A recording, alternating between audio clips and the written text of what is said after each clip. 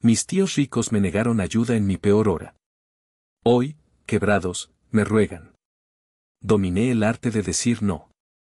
Si aún no estás suscrito al canal, haz clic en el botón de suscripción y activa la campanita para no perderte ninguna de nuestras historias. Tu apoyo significa todo para nosotros. Si esta historia te parece interesante, déjale un like. También me encantaría saber de qué ciudad eres, déjanos el nombre de tu ciudad en los comentarios. Ahora, empecemos con la historia. Me llamo Mateo y, hasta hace unos 5 años, mi vida era lo que muchos llamarían estable, incluso prometedora. Con 28 años, había logrado levantar un pequeño negocio de importación de artesanía fina mexicana. Piezas únicas que yo mismo seleccionaba en viajes por todo el país y que comenzaban a tener buena acogida en algunas galerías de Polanco y en el extranjero. No era millonario, ni mucho menos, pero el sudor de mi frente me daba para vivir con holgura en mi departamento de la colonia Narvarte, pagar mis cuentas y reinvertir en mi sueño. Era un orgullo personal, una empresa nacida de la pasión y el esfuerzo. Mi relación con la familia de mi madre, en particular con mis tíos Ricardo y Elena, siempre fue cordial en la superficie. Las sonrisas y los abrazos en las cenas navideñas en su imponente casa de las Lomas de Chapultepec nunca faltaban, pero siempre sentí esa barrera invisible, ese aire de superioridad que ellos emanaban casi sin querer. Mi tío Ricardo había heredado una empresa de importaciones de su padre, mi abuelo, y la había expandido, o eso decía él. Eran gente de sociedad, como les gustaba recalcar. Yo, en mi juventud, los llegué a admirar, creyendo ingenuamente en ese discurso de la familia es lo primero. Con el tiempo, esa admiración se transformó en una cautela educada. Pero la vida, a veces, tiene una forma brutal de poner a prueba nuestras creencias y nuestras relaciones. El primer golpe llegó como un ladrón en la noche, mi socio principal en el extranjero, un tipo con el que había trabajado un par de años y en quien había depositado una fuerte suma para expandir la línea de joyería de plata. Desapareció. Se esfumó con mi dinero y con los sueños de crecimiento. Intenté localizarlo, denunciarlo, pero fue como buscar una aguja en un pajar internacional. Las deudas empezaron a ahogarme. Casi simultáneamente, como si el destino se ensañara, el gobierno implementó una nueva regulación arancelaria que encareció mis costos de exportación de la noche a la mañana. Y una inesperada caída en el turismo internacional, mi principal fuente de clientes mayoristas, contrajo la demanda drásticamente. Para rematar, una fuga de agua en la pequeña bodega que rentaba arruinó una tercera parte de mi inventario más valioso, piezas de cerámica y textiles delicados. Fue la tormenta perfecta. En cuestión de 3 meses, mi próspero negocio se desmoronaba ante mis ojos. La angustia era un nudo permanente en mi garganta, el insomnio, mi compañero constante. Desesperado, con el agua al cuello y los avisos de desalojo acumulándose, hice lo que cualquier persona en mi situación haría, busqué a la familia. Primero llamé a mi tía Elena. Su voz, usualmente melosa y llena de frivolidades, se tornó extrañamente distante. «Ay, Mateito, qué pena escuchar eso», dijo, después de que apenas pude balbucear mi situación. «Pero Ricardo ahora mismo está en una junta importantísima, de esas que duran horas, ya sabes cómo es él con sus negocios. ¿Por qué no le llamas más tarde? O mejor, mañana. Mañana. Como si mis problemas pudieran esperar». Decidí que era mejor hablar en persona. Con la poca gasolina que le quedaba a mi viejo coche, conduje hasta su mansión en las Lomas.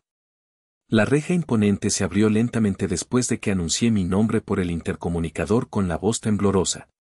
Consuelo, la empleada doméstica de toda la vida, me recibió con una mirada de compasión que me caló hasta los huesos. «El señor Ricardo está ocupado, joven Mateo», me dijo en voz baja, casi avergonzada. «Pero si gusta esperar». Esperé. Esperé casi 1 hora en un recibidor frío y lujoso, lleno de obras de arte que valdrían más que todas mis deudas juntas. Me sentía pequeño, insignificante. Finalmente, mi tío Ricardo apareció al pie de la escalera de mármol, ajustándose el nudo de una corbata de seda italiana, su reloj de oro brillando con cada movimiento. Ni siquiera me invitó a pasar a la sala. «Mateo», dijo, su tono era el de quien se dirige a un empleado molesto. Consuelo me dijo que era urgente. ¿Qué sucede? Apenas pude articular palabra. Le expliqué, con la voz entrecortada por la vergüenza y la desesperación, la debacle de mi empresa, la estafa, las deudas. Le pedí, no que me regalara dinero, sino un préstamo, una ayuda para no perderlo todo, para poder renegociar con mis acreedores. Él escuchó con una expresión de leve fastidio, mirando su reloj un par de veces. Mateo, lamento tus contratiempos, dijo finalmente, la palabra contratiempo sonando como una burla amarga. Pero comprenderás que el mundo de los negocios es así, lleno de riesgos. Elena y yo estamos ahora mismo con inversiones muy fuertes en el extranjero, unos desarrollos inmobiliarios en Florida, y francamente, el flujo de efectivo está comprometido. Además, cada minuto es dinero, y ando con la agenda a tope. Hizo una pausa, y luego añadió, con una condescendencia que me quemó por dentro. Deberías haber diversificado, tener un colchón, hijo. Son lecciones que se aprenden con los golpes. Me dio una palmada breve en el hombro, un gesto vacío. Ahora, si me disculpas, tengo una videoconferencia con unos inversionistas suizos. Avísale a Consuelo que me traiga mi portafolio, por favor. Y sin más, subió la escalera, dejándome allí, en medio de aquel lujo insultante, con el alma hecha pedazos. Salí de esa casa sintiendo el peso de la humillación aplastándome mucho más que el de mis deudas. Los pocos amigos que había cultivado en épocas de vacas gordas también se esfumaron como por arte de magia. Hasta mi abuela, la madre de mi mamá y de Ricardo, a quien llamé buscando consuelo, me respondió con una voz teñida por la versión de mi tío, ay, hijito, ¿pero qué fue lo que hiciste? Tu tío Ricardo dice que fue mucha irresponsabilidad tuya, que te metiste en negocios que no conocías bien. Solo Laura, mi amiga de la preparatoria, la que siempre estuvo en las buenas y en las malas, me abrió las puertas de su pequeño departamento en la Portales y me ofreció su sofá sin preguntas. Solo con un abrazo que me supo a salvación.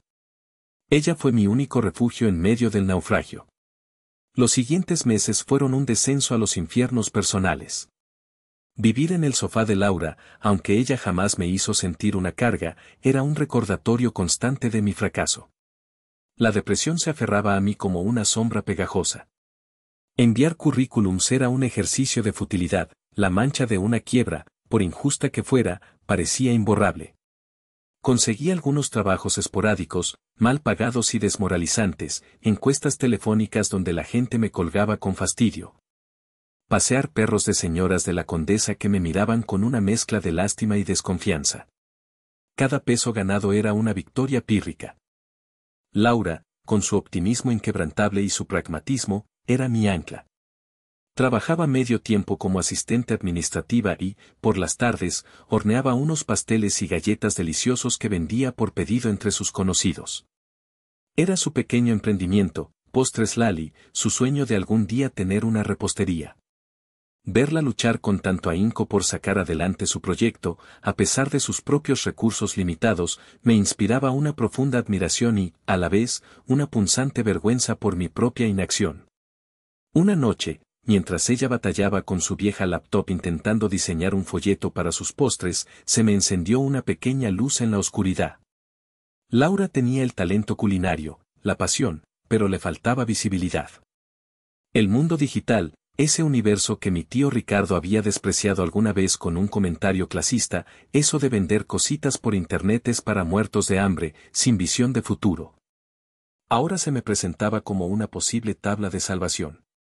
Comencé a devorar información. Con la tarjeta de la biblioteca pública que Laura me consiguió, pasaba horas investigando sobre marketing digital, SEO, manejo de redes sociales, e-commerce para pequeñas empresas.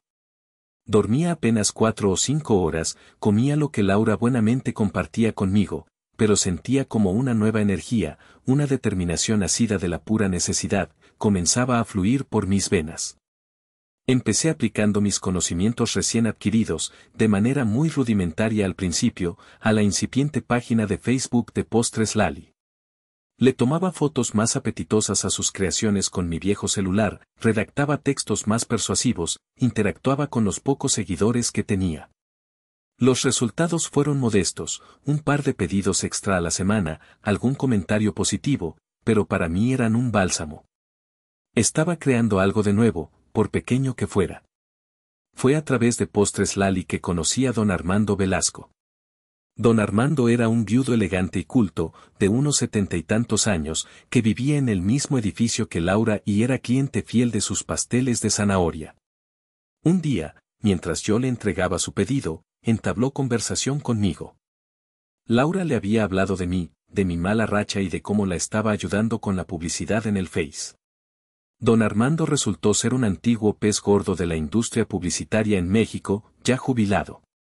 Con una agudeza sorprendente, me hizo un par de preguntas sobre mis estrategias para Postres Lali. Le respondí con la pasión del converso. «¿Tienes olfato para esto, muchacho?», me dijo después de escucharme atentamente, con una media sonrisa. «Y se nota que tienes hambre, de la buena. Pero te falta método y, sobre todo, pulirte. Yo ya estoy fuera de la pista, como dicen los toreros, pero todavía recuerdo algunos atajos y, lo más importante, algunos errores que no debes cometer». A partir de ese día, don Armando se convirtió en mi mentor. No me ofreció dinero, sabía que no era eso lo que yo necesitaba en el fondo. Me ofreció algo mucho más valioso, su tiempo, su experiencia, sus libros. Me hablaba de campañas legendarias, de estrategias fallidas, de la psicología del consumidor. Me presentó a un par de dueños de pequeños negocios amigos suyos, el dueño de una tlapalería de barrio y una señora que tenía una pequeña escuela de regularización que necesitaban, en sus palabras, una buena sacudida digital y alguien joven que no les cobrara un ojo de la cara. Me contó su propia historia, de cómo en sus inicios había sido traicionado por un socio y había tenido que empezar de cero, con una esposa y 2 hijos pequeños. Él, no, más importante, Mateo, me dijo un día, mientras tomábamos un café en su estudio lleno de libros y recuerdos, es el que te dices a ti mismo cuando sientes que ya no puedes más, cuando quieres rendirte. Ese, no, a la derrota es el que te define. Fueron 2 años de trabajo extenuante, de aprendizaje intensivo. Empecé a tener mis primeros clientes propios, cobrando tarifas simbólicas al principio, reinvirtiendo cada peso ganado. Laura se convirtió en mi primera empleada no oficial, ayudándome con el diseño gráfico básico que aprendió en tutoriales de YouTube y con la administración elemental. Vivíamos al día, pero por primera vez en mucho tiempo, sentía que estaba construyendo algo sólido, algo mío, desde las meras cenizas de mi fracaso anterior. Con un pequeño préstamo que don Armando insistió en formalizar con un pagaré y una tasa de interés simbólica, para que aprendas el valor del capital ajeno y la responsabilidad de devolverlo, Mateo. Me dijo con una sonrisa cómplice, y los pocos ahorros que habíamos logrado juntar Laura y yo, nació oficialmente Conecta Pyme. El nombre reflejaba nuestra misión, ayudar a las pequeñas y medianas empresas, a los emprendedores de barrio, a conectarse con el mundo digital, un mundo que para muchos de ellos parecía ajeno e intimidante. Nuestro nicho era claro, estrategias digitales realistas, efectivas y, sobre todo, accesibles para aquellos negocios olvidados por las grandes agencias de publicidad que solo buscaban cuentas millonarias. Desarrollé, casi por instinto y por la experiencia acumulada con mis primeros clientes, una metodología que llamé Impulso Digital Integral.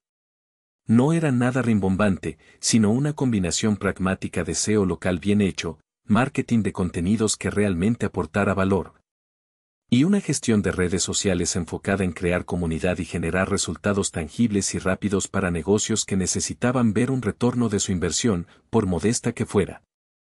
Les hablaba en su idioma, entendía sus miedos y sus limitaciones presupuestarias porque yo había estado exactamente en su lugar. El éxito de nuestros primeros clientes fue nuestra mejor carta de presentación. La dueña de la tlapalería de don Armando vio cómo sus pedidos a domicilio se triplicaban, la señora de la escuela de regularización llenó sus cupos para el verano gracias a una campaña en Facebook. El boca a boca empezó a funcionar de maravilla en esas redes invisibles pero poderosas de los pequeños comerciantes. Pronto, teníamos una lista de espera. Al cabo de un año de la fundación de Conecta Pyme, logré alquilar una pequeña oficina en la colonia Roma, nada lujoso, pero era nuestro espacio. Contraté a nuestro primer empleado formal, un joven programador recién egresado, además de Laura, quien ya era mi socia de facto y el alma creativa y administrativa de la agencia. Pude, por fin, mudarme a mi propio departamento, un lugar sencillo pero mío. Y permitirme pequeños lujos como comprar ropa nueva sin sentir culpa o llevar a Laura a cenar a un lugar bonito de vez en cuando para celebrar nuestros pequeños triunfos. Seguía siendo austero por naturaleza y por la lección aprendida, pero la sombra de la desesperación se había disipado por completo. En su lugar, había una calma vigilante, una forma más analítica y selectiva de ver el mundo y, sobre todo, a las personas.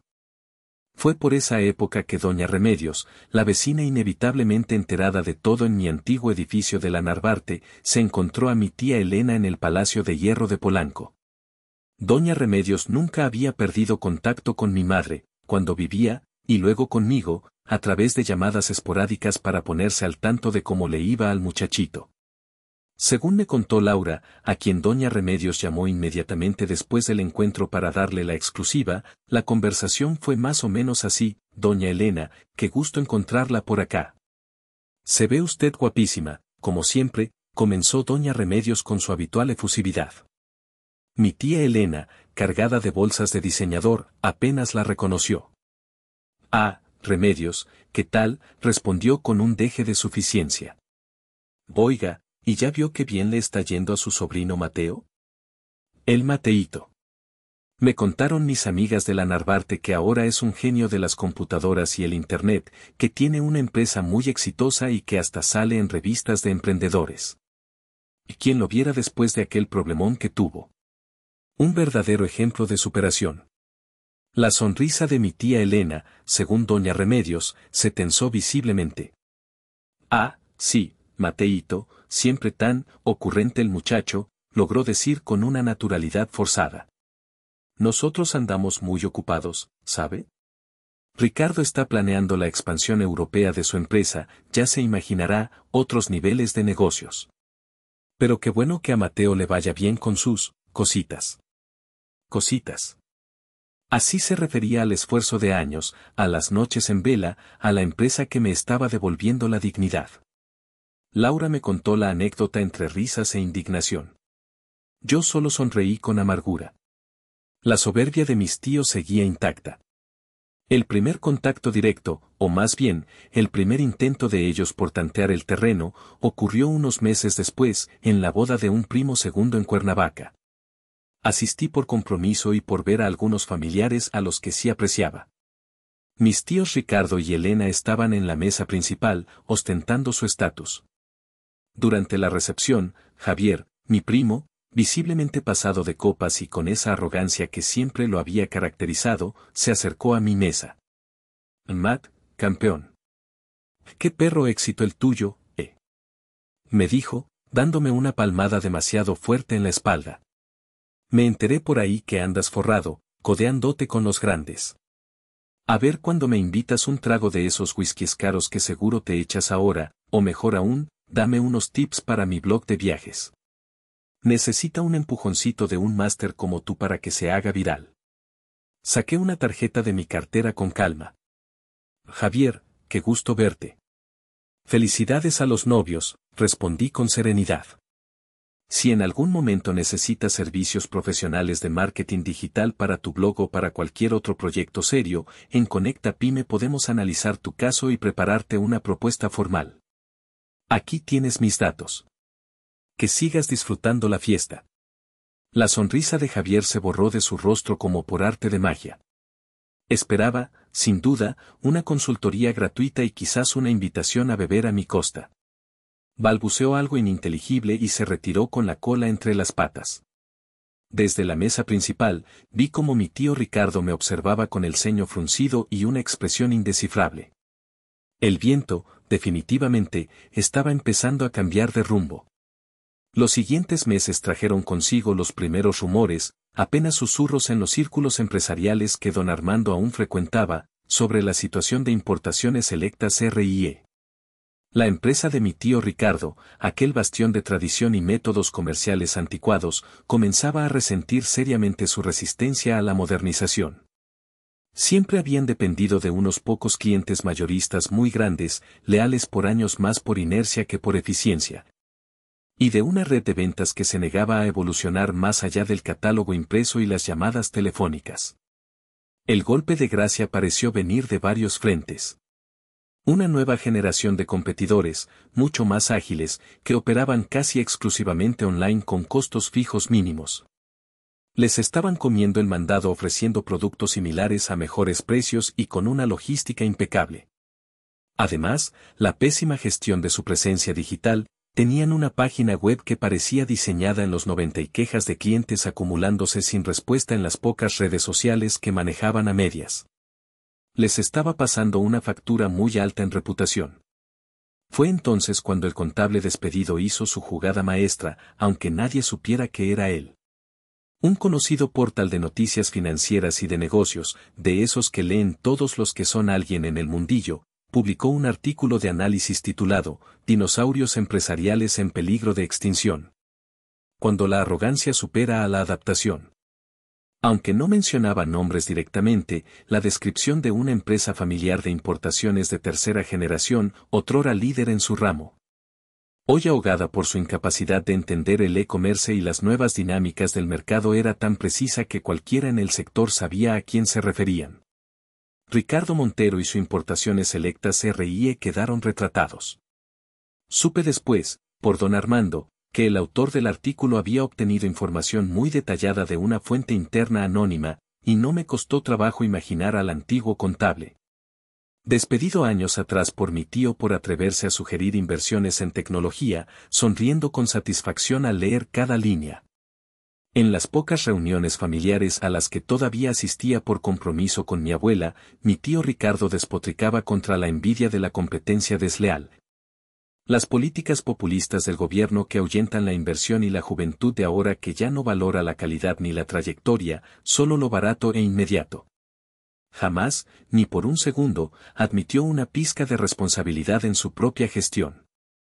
Tía Elena lo secundaba con aspavientos, lamentándose de cuánto malagradecido hay en el mundo. El primer intento de acercamiento más directo, aunque aún disfrazado, vino de mi tía Elena. Me llamó un martes por la tarde, con un tono exageradamente dulce, casi empalagoso. Mateíto, corazón de melón. ¿Cómo estás, mi niño? Qué gusto me da oír tu voz. Comenzó. Oye, hijito, cambiando un poquito de tema. Fíjate que tu tío Ricardo anda con algunas ideas para, ya sabes, modernizar un poco la página web de la empresa.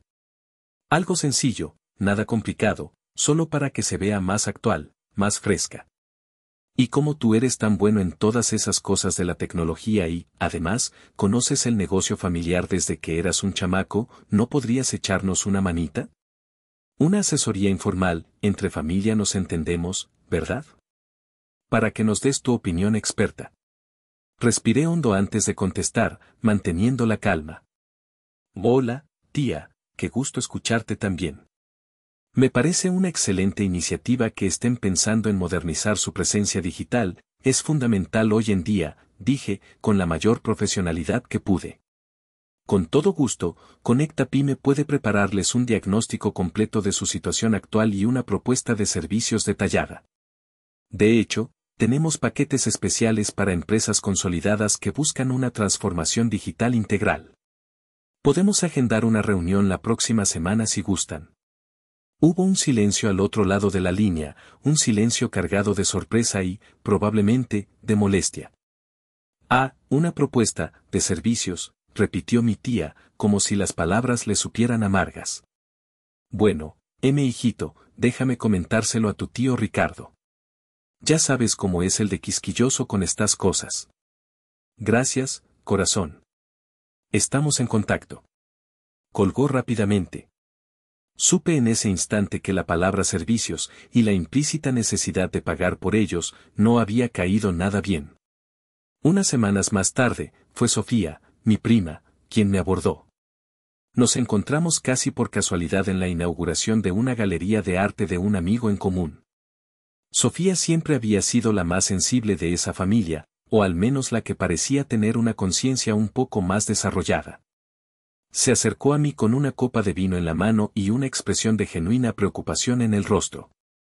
Mateo, qué pena molestarte, sé que estás ocupado, comenzó en voz baja.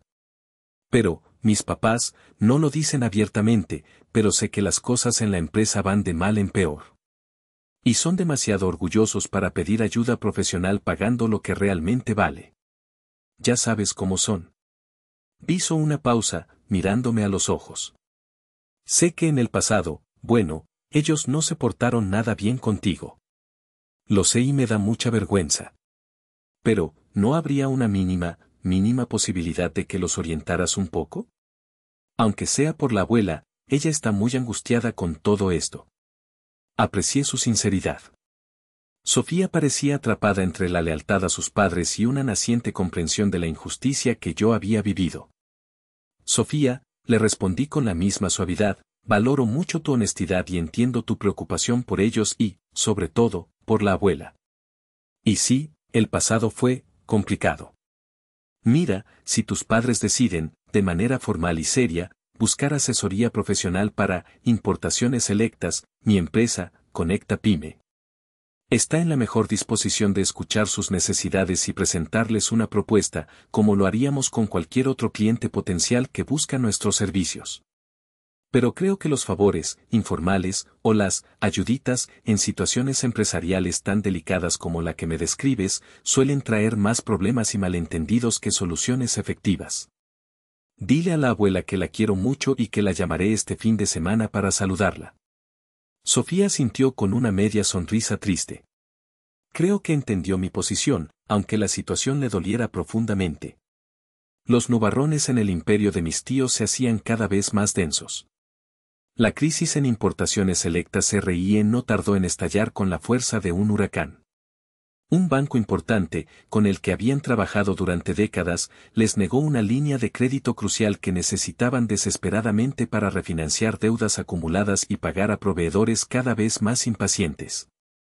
El artículo sobre los dinosaurios empresariales había corrido como la pólvora en el sector financiero, y la reputación crediticia de la empresa de mi tío se había desplomado.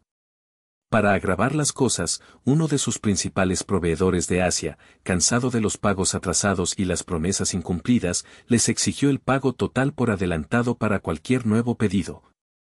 Algo que simplemente no podían afrontar. El pánico se instaló definitivamente en la mansión de las Lomas. Empezaron a vender activos personales de forma discreta, casi furtiva, algunas joyas de mi tía Elena que terminaron en casas de empeño de lujo. El coche deportivo convertible de Javier que desapareció de la cochera de la noche a la mañana. Pero eran apenas parches para una herida que no dejaba de sangrar. Un sábado por la mañana, mientras yo revisaba unos informes en la tranquilidad de mi oficina, me gustaba ir los sábados para adelantar trabajo sin interrupciones, mi secretaria, Laura, entró con una expresión de sorpresa. Mateo, tus tíos, Ricardo y Elena Montero, están en la recepción. Dicen que necesitan hablar contigo urgentemente. No tienen cita. Sentí un escalofrío recorrer mi espalda. Sabía que este momento llegaría. Hazlos pasar a la sala de juntas, Laura, dije, manteniendo la voz lo más neutra posible. Ofréceles agua o café. Estaré con ellos en 5 minutos. Necesitaba esos 5 minutos para componerme, para recordar todas las razones por las que debía mantenerme firme. Cuando entré a la sala de juntas, la imagen era desoladora. Mi tío Ricardo, usualmente impecable y arrogante, parecía haber envejecido 10 años, su traje, aunque caro, se veía ligeramente arrugado, y sus ojos tenían unas ojeras violáceas. Mi tía Elena, despojada de su habitual maquillaje de guerra y sus joyas llamativas, intentaba mantener una compostura que se resquebrajaba a cada segundo, sus manos temblaban ligeramente mientras sostenía un vaso de agua. Mateo, gracias por recibirnos, comenzó mi tío, su voz notablemente menos potente que de costumbre, tragando saliva con dificultad. Laura nos dejó solos, cerrando la puerta discretamente. Mateíto, hijo de mi vida, intervino mi tía Elena, al borde de un llanto que no parecía del todo fingido esta vez. qué bueno que nos recibes. Estamos desesperados, Mateo, al borde de perderlo todo. La empresa, la casa, todo. Mi tío Ricardo carraspeó, visiblemente incómodo por la explosión emocional de su esposa. Mateo, seré directo, dijo, intentando recuperar un atisbo de su antigua autoridad. Importaciones Selectas, como quizás ya sepas, está atravesando una crisis sin precedentes. Necesitamos una reingeniería digital total, una estrategia de marketing moderna, alguien que entienda este nuevo mundo y nos saque de este hoyo. Y tú, Mateo, tú eres el mejor en esto. Lo dicen todos. Necesitamos que te hagas cargo, que diseñes la estrategia, que la implementes. Que salves el legado de tu abuelo. Hizo una pausa, y añadió con un deje de la vieja arrogancia que se negaba a morir: considera esto una oportunidad para demostrar tu lealtad a la familia que te vio crecer, la que te dio un apellido. Obviamente, los costos, bueno, los ajustaremos como familia, ¿entiendes? Ya encontraremos la forma. Los escuché en silencio, sin interrumpir, manteniendo una expresión serena, observando cada uno de sus gestos, cada inflexión en sus voces. Cuando terminaron, un silencio tenso, casi palpable, llenó la sala. Les ofrecí el café que Laura había dejado en una jarra térmica. Ambos aceptaron con un movimiento de cabeza. Tíos, comencé con calma, después de servirles, comprendo la gravedad de la situación que me describen para Importaciones Selectas. Entiendo su angustia y su preocupación. Y también recuerdo con una claridad meridiana, como si hubiera sido ayer, cuando hace unos, hice una pausa, contando mentalmente 5 años, más o menos, yo me encontraba en una situación de desesperación similar. Quizás incluso peor, con mi primer negocio hundiéndose y mi futuro personal pendiendo de un hilo.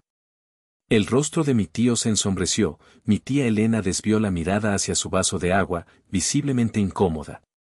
Recuerdo perfectamente, continué, mi voz firme pero sin rastro de ira, solo una tristeza fría y objetiva, haber estado en el recibidor de su casa, esperando durante casi 1 hora, sintiéndome humillado. Para luego escuchar de ti, tío Ricardo, que el flujo de efectivo estaba comprometido, y que debería haber sido más precavido y tener un colchón.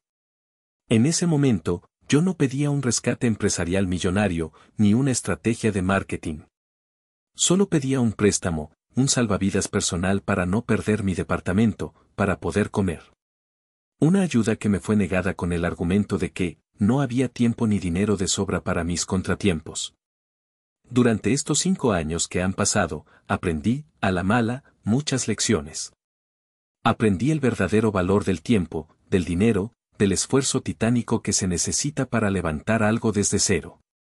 Y sobre todo, aprendí el valor de la palabra, de la integridad y de la reciprocidad. Conecta Pyme no es producto de la magia, ni de la suerte. Es el resultado de incontables noches sin dormir, de muchos sacrificios personales, míos y de mi equipo, y de decisiones estratégicas bien pensadas. Con el apoyo invaluable de gente que sí creyó en mí cuando yo no tenía absolutamente nada que ofrecerles. Lo que ustedes me piden ahora, proseguí, mirándolos directamente a los ojos, implicaría desviar una cantidad masiva de recursos. De tiempo y del talento de mi equipo, un equipo que tiene compromisos adquiridos con clientes que pagan puntualmente y confían en nosotros para intentar una cirugía mayor, casi una resurrección, en una empresa que, con todo el debido respeto, ha demostrado una resistencia férrea al cambio y a la modernización durante años. Y hacerlo, según entiendo por tus palabras, tío, bajo un esquema de ajuste familiar, que, en mi experiencia y en el lenguaje de los negocios, suele traducirse en trabajo no remunerado, mal pagado o con condiciones inaceptables. Por lo tanto, concluí, mi voz resonando con una calma que me sorprendió a mí mismo, después de haberlos escuchado atentamente. Y en base a mi experiencia pasada y a mis responsabilidades actuales con mi propia empresa y mis empleados, la respuesta es no. Conecta Pyme no tomará el proyecto de rescate de Importaciones Selectas RIE. Lo lamento sinceramente por la situación que atraviesan, pero mi decisión es irrevocable.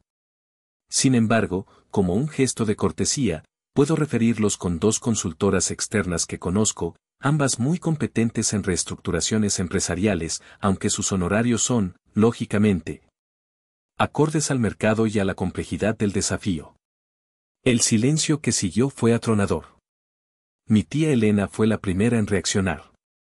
Su rostro se congestionó y sus ojos lanzaron chispas. Malagradecido. Desconsiderado, siseó, su voz temblando de furia contenida. Después de todo lo que esta familia hizo por ti. Te dimos un apellido, un lugar, te abrimos las puertas de nuestra casa. Mi tío Ricardo golpeó la mesa con el puño cerrado, aunque el golpe fue más un gesto de impotencia que de fuerza. No puedo creer la soberbia que te cargas. El dinero te ha podrido el alma, Mateo. Ya te veré cuando seas tú el que necesite algo de nosotros. La vida da muchas vueltas, gritó, su voz ronca, la amenaza sonando vacía y hasta ridícula dadas las circunstancias. Me levanté de mi asiento con lentitud. Lo que hicieron por mí, y lo que no hicieron, lo tengo muy presente cada día de mi vida, tía. Y créeme, mi alma está en paz con mis decisiones y con mis recuerdos, respondí, mirándolos con una tristeza genuina pero inamovible. Laura, por favor, ¿podrías acompañar a mis tíos a la salida? Laura, que cegaramente había estado escuchando tras la puerta, entró de inmediato. Mis tíos se levantaron con brusquedad, lanzándome miradas cargadas de odio y resentimiento. Salieron de mi oficina dando un portazo que resonó en todo el piso. Me dejé caer en mi silla, sintiendo un torbellino de emociones, alivio, tristeza, una extraña sensación de cierre doloroso pero profundamente necesario. Laura se acercó y me puso una mano en el hombro. Estuviste increíble, Mateo me dijo en voz baja. Hiciste lo correcto. Asentí lentamente. Sí, había hecho lo correcto. Había honrado mi pasado y protegido mi presente. El arte de decir no era, sin duda, una habilidad que había perfeccionado con creces. Creer que ese no rotundo en mi oficina sería el final de la historia fue, por supuesto, una ingenuidad de mi parte. Mis tíos, especialmente Elena, no eran de los que aceptaban una negativa sin luchar con todas las armas a su alcance, y su arsenal principal siempre había sido la manipulación emocional y la presión familiar. La primera en ser enviada al frente de batalla fue mi abuela. Un par de días después del fatídico encuentro, recibí su llamada. Su voz, usualmente alegre y llena de energía a pesar de sus 80 y tantos años, sonaba frágil y cargada de una angustia que me partió el corazón. Mateíto, hijo de mi corazón, ¿cómo estás?, comenzó, y pude escuchar el temblor en sus palabras. Hola, abue, qué gusto oírte. Yo estoy bien, ¿y tú? ¿Cómo te sientes? Ay, hijito, no muy bien, la verdad, suspiró. Tu tío Ricardo y tu tía Elena están que no los calienta ni el sol. Andan desesperados, dicen que si tú no los ayudas con la empresa, vamos a perderlo todo, hasta la casa donde vivo con ellos, Mateo. Dicen que hasta yo me voy a quedar en la calle, a mi edad. Su voz se quebró en un sollozo contenido. ¿No puedes hacer un esfuercito, mi niño? Por tu viejita, que tanto te quiere. Sentí una punzada de dolor agudo. Sabía que mi abuela me adoraba, y yo a ella. También sabía que mis tíos la estaban utilizando de la manera más vil. Respiré hondo, buscando las palabras adecuadas. Abuela de mi alma, te adoro con todo mi corazón, y tú lo sabes mejor que nadie, le dije con toda la ternura y firmeza que pude reunir. Y quiero que sepas algo muy, muy importante, si tú, personalmente tú, llegaras a necesitar cualquier cosa en este mundo, un techo donde vivir, comida, atención médica, lo que sea, mi casa es y será siempre tu casa. Sin preguntas ni condiciones. Jamás te faltará nada mientras yo esté vivo y pueda evitarlo. Puedes contar con eso al 100%. Pero el negocio de mis tíos, abue, eso es otra historia muy distinta. Son decisiones empresariales que ellos tomaron o dejaron de tomar a lo largo de muchos años. Mi negativa a involucrar mi empresa en su rescate no tiene absolutamente nada que ver con el amor inmenso que te tengo, ni con mi responsabilidad hacia ti como mi abuela. Son dos cosas separadas. Hubo un largo silencio al otro lado. Solo se escuchaba su respiración entrecortada. Gracias, hijito, gracias por tus palabras, dijo finalmente, su voz un poco más calmada. Entiendo, o al menos trato de entender. Cuídate mucho, mi niño. Colgamos, y sentí un nudo en la garganta. Decirle no a la petición de mi abuela, incluso sabiendo que era manipulada, fue una de las cosas más difíciles que había hecho en mi vida. El siguiente en la ofensiva fue mi primo Javier. Se presentó una tarde sin avisar en Conecta Pyme, con una actitud que pretendía ser conciliadora y hasta un poco salamera. Llevaba bajo el brazo una botella de vino tinto que, a todas luces, era de los baratos. Primo Mateo. ¿Qué onda?, exclamó al entrar a mi oficina, como si fuéramos los mejores amigos. Oye, estaba pensando, quizás el otro día, con mis papás, empezamos con el pie izquierdo. Ya sabes cómo son de intensos. Entiendo que chance estés resentido por cosas del pasado, y tienes tus razones. Pero piénsalo bien, Matt. Si nos echas la mano, si salvas la empresa, podrías ser el héroe de la familia. El que unió a todos. Hasta podríamos ver la forma de hacerte socio minoritario. Para que veas que hay buena voluntad. Lo miré con una mezcla de lástima y fastidio. Su actuación era tan torpe como insultante.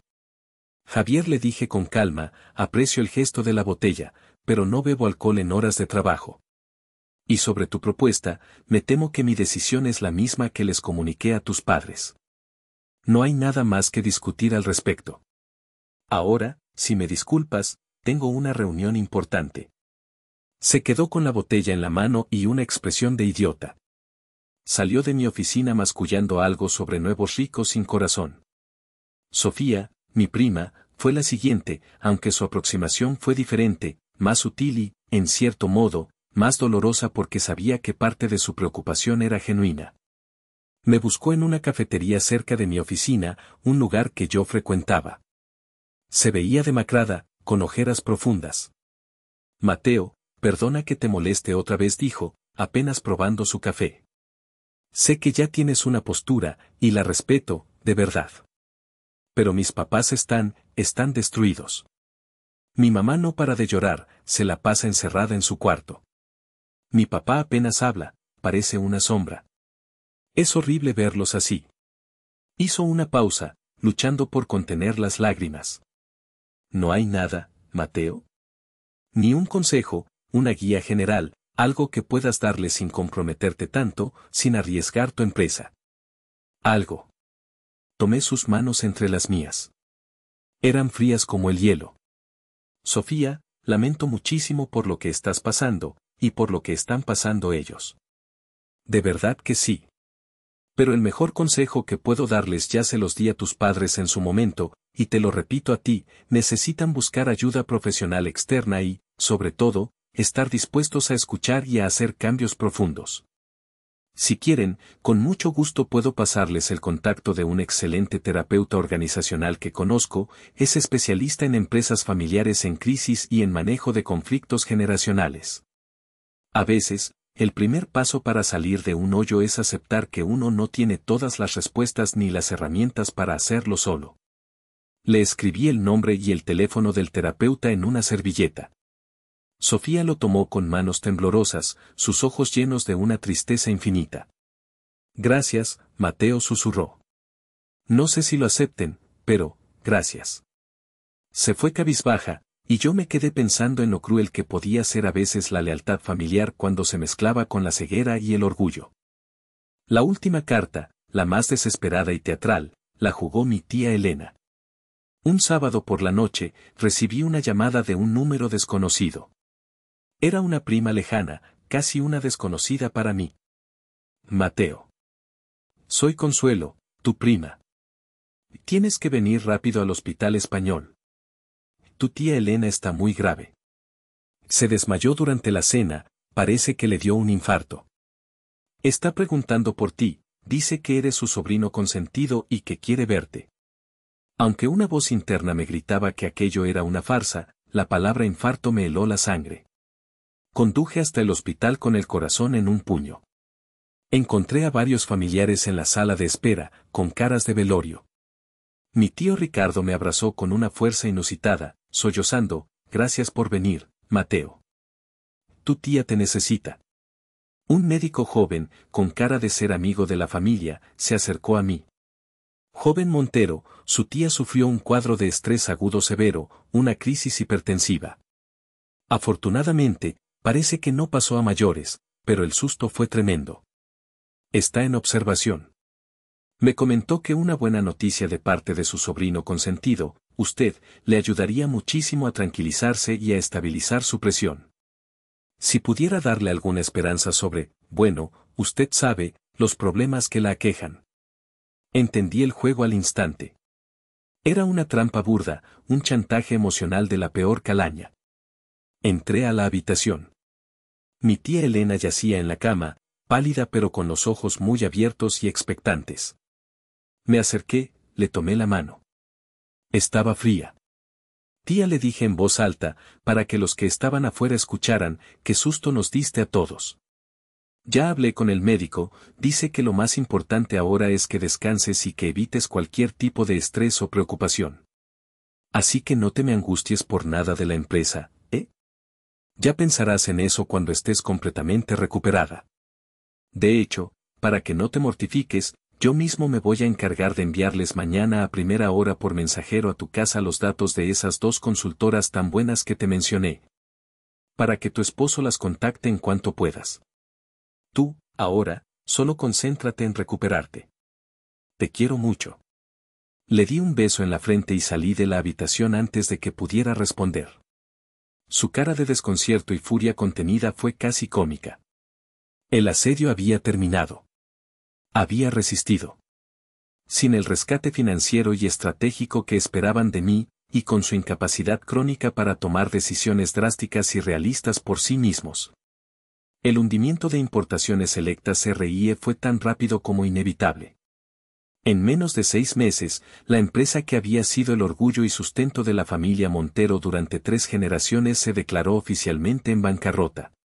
La imponente mansión de las Lomas, símbolo de su estatus y opulencia, fue embargada y posteriormente vendida en una subasta pública para cubrir una mínima parte de las deudas millonarias que habían acumulado. El golpe fue devastador para mis tíos.